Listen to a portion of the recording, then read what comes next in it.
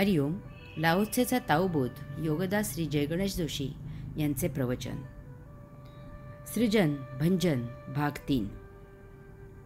Laozi सांगत आहे की जगातील लोकांकडे भरपूर आहे, इतके की ते इतरांनाही देऊ शकतात, परंतु मी एकटाच यापासून दूर आहे. या आशापासून लाओत्सेसारखे लोक दूरच असतात. हे दूर असणे दोन प्रकारचे असते. आध्यात्मिकदृष्ट्या असे लोक सृजन किंवा भंजन अशा दोन्हीच्याही पलीकडे असतात. सृजन आणि भंजन याच्या अतीत असतात. ते सृजनही करत नसतात आणि भंजनही करत नसतात. ते नैसर्गिक वागत असतात. त्यामधून जे होत असते ते होत असते. जे होते त्याला ते जबाबदार नसतात. जो ते करत असतो तो त्याला जबाबदार असतो. उदाहरणार्थ, अत्यंत नैसर्गिकपणे नित्यनियमितपणे सूर्य उगवतो आणि मावळतो.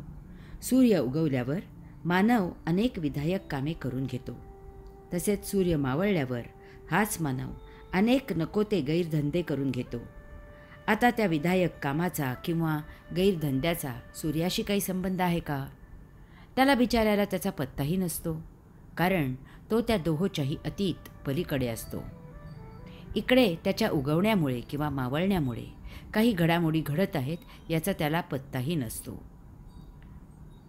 दुसरा प्रकार म्हणजे भौतिकदृष्ट्या असे लोक काही करत आहेत याचा त्यांना पत्ताही नसतो, कारण काही करायचे म्हणून ते काही करत नसतात, तर तो त्यांचा स्वभाव असतो. जात्याच जन्मतःच ते सृजन किंवा भंजन यापासून दूर असतात. दूर राहायचे म्हणून दूर नसतात, तर स्वभाव म्हणून ते दूर असतात. आणि इतके सहजच दूर असतात की आपण यापासून दूर आहोत हेही त्यांना माहीत नसते. तरीही ते त्यांचे काम करत असतात.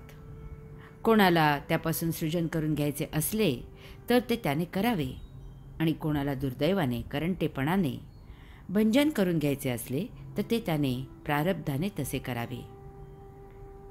या महात्म्यांना बिचाऱ्यांना त्याचा पत्ताही नसतो. साईबाबा किंवा संत गाडगे महाराज समाजसेवा करायची म्हणून समाजसेवा करत नव्हते, तर तो त्यांचा स्वभाव होता. अत्यंत नैसर्गिकपणे ते समाजसेवा करत होते. त्यांनी कधी समाजसेवेची जाहिरात लावली नाही की त्यासाठी संस्था स्थापन केली नाही. जसे आपण आपली समस्या सोडवतो, आजारी झाल्यास औषध आणतो, तसेच ते समाजाची पीडा दूर करत होते, त्यांना औषध देत होते. आपण जसे अंघोळ करून आपल्या देहाची स्वच्छता करतो, तसेच ते गावाची स्वच्छता करत होते. आपण जसे आपल्या कुटुंबाची काळजी घेतो, तसेच ते समाजाची काळजी घेत होते. यात कुठेही कृत्रिमपणा नव्हता. त्यांना स्वतःला याची कल्पनाही नव्हती की ते समाजसेवा करत आहेत. ते सहज वर्तन करत होते. आपण त्याला समाजसेवा असे नाव दिले आहे. त्यांची ती जीवन जगण्याची रीत होती. आपण त्याला परोपकार अशी पाटी लावली आहे.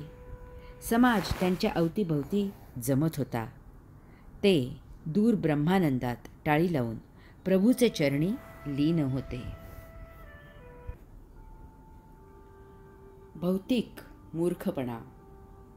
लाओत्से म्हणतो की माझे हृदय मूर्खासारखे असावे, गोंधळ घालणारे, सैरभैर असणारे. मी काही वर्षे आफ्रिकेत राहायला होतो. त्यावेळी मला नाताळात दारूचे क्रेट्स, सिगारेटची पाकिटे भेट मिळत असत. मी तर दारूचा थेंबही कधी न पिणारा आणि सिगारेटचा एकही झुरका न घेणारा. सर्वांनाच याचे आश्चर्य वाटत असे. काय करणार या दारूचे आणि सिगारेटचे? बरे, भेट देऊ नका सांगितले तर देणाऱ्यांना वाईट वाटे. ते बळजबरीने ठेवून जात. मी यातले काहीही करत नाही यावर कोणाचा विश्वास बसत नसे. त्यांना वाटे की भेट नाकारायला मी काहीतरीच कारण देत आहे. मित्र येत आणि मी दारू पित नाही, धूम्रपान करत नाही, या स्वर्गसुखाला मुकतो म्हणून मला मूर्खात काढत. मला दारू पिण्याची आणि धूम्रपान करण्याची दीक्षा देण्याचा भरपूर प्रयत्न करून करून ते थकले. मग दरवर्षी ती भेट ते घेऊन जात असत. अनेक जण मला विचारत की मी येथे कशासाठी आलो आहे. जेव्हा मी आपणहून नोकरी सोडून भारतात येण्याचा निर्णय घेतला, तेव्हा तर मला मूर्ख, महामूर्ख, शतमूर्ख, मूर्खांचा शिरोमणी असे विशेषण सर्वच मित्रांनी दिले. माझ्या साहेबांनी मी येथेच राहावे म्हणजे आफ्रिकेत राहावे म्हणून फार आटोकाट प्रयत्न केला. कोणाला ते खरेच वाटेना, कारण तेथे अमेरिकन पद्धतीचे राहणीमान होते.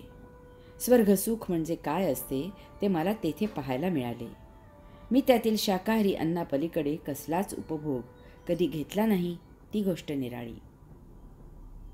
लाओ त्से यालाच मूर्खाचे हृदय असे म्हणत आहे, कारण जगातील बहुतांशी लोक नित्य नियमित सर्व उपभोग घेणारे आहेत. ते अशा उपभोगांचे नवीन मार्ग शोधून काढतात. असे उपभोग घेणे, चैन करणे, मौज करणे, चंगळ करणे म्हणजेच खऱ्या अर्थी जीवन जगणे असे ते समजतात. तसे न करणारे मूर्ख असतात असे त्यांचे म्हणणे असते. याला लाओ त्से पूर्णपणे सहमती दर्शवत आहे. तो स्वतःच ते मान्य करत आहे. नित्य नियमित पहाटे उठून योग साधना उपासना करणारे, शनिवारी रविवारी प्रवचनाला येणारे साधक मला अनेक वेळेला सांगतात की घरातील बाहेरील लोक आणि नातेवाईक आम्हाला बावळट म्हणतात. आम्ही अकाली वृद्ध झालो आहोत असे सांगतात. आमची कुचेष्टा करतात. पहाटेची साखरझोप आणि वीकेंड याची मौज आम्हाला समजत नाही असे म्हणतात. मी त्यांना सांगतो की आपण ताबडतोब हे मान्य करावे की आम्ही मूर्ख आहोत. आपल्याकडून भौतिकदृष्ट्या वेडेपणा होत आहे हे आपल्यालाही मान्य आहे. असा वेडेपणा करण्याची सुबुद्धी योगेश्वरांनी आपल्याला दिली आहे, याबद्दल आपण आपल्याला भाग्यवान समजतो. त्यासाठी योगेश्वरांचे आपण आभार मानतो. हे सर्व मोकळेपणाने जग जाहीर करावे. यासाठी कोणालाही विरोध करू नये. त्यांचे ते मत खोडून काढू नये, म्हणजे कुचेष्टा करणाऱ्यांनाही बरे वाटेल आणि आपल्यालाही हलके वाटेल. हरि ओम.